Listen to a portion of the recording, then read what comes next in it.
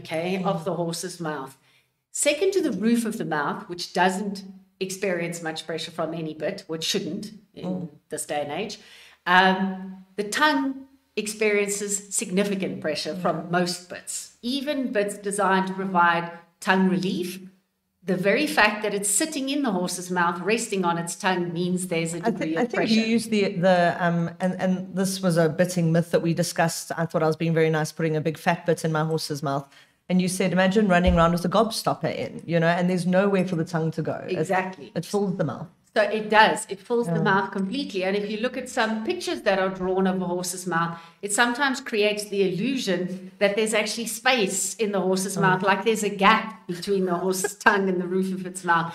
But there isn't. Okay, and some horses, they weren't actually designed for a bit, despite they were not. No. Despite how cool. And some horses have got thinner tongues, and others have got very fat tongues. And they not only fill the mouth, they bulge over the bars. You did that lovely, and I would urge anyone at home with their horse to go and do it out of interest, because it's something you don't think about. It's just to stand and lift the corners of the lips away. And I remember you showing us on one of the horses that the tongue completely protruded out of the, what's it called, the the diastema, but between the bars, between the teeth. So so with this in mind, with the fact that one, we know, second to the roof of the mouth, the tongue is the most sensitive part of a horse's mouth. Okay, and secondly, that it fills the mouth completely, and thirdly, that horses have got different shaped tongues. Some have got very long tongues, so they end up twisting in the horse's mouth. Very thick tongues, all sorts of things. So in, again, older bits, they used to make the two sides of jointed bits, for example, straight.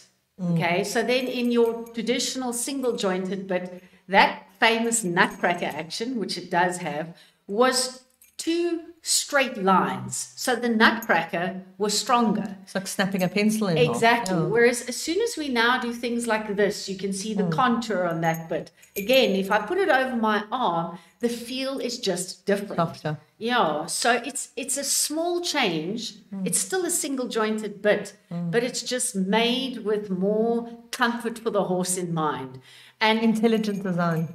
Exactly. And having gotten to see a whole lot of horses and put different bits in the horse's mouth, that horse, same rider, in that moment, and to see sometimes those changes, you can see the fact, if the horse, in my mind, if a horse changes its behavior or looks a little bit more relaxed, literally 5 minutes apart in the time it took us to change, and then the same rider riding the same environment does the same exercise, and the horse looks a little bit calmer or a little bit more relaxed or a little bit more willing, then to me, the horse is telling us, this feels more comfortable. Yeah. And again, I'm speaking purely from the bit perspective.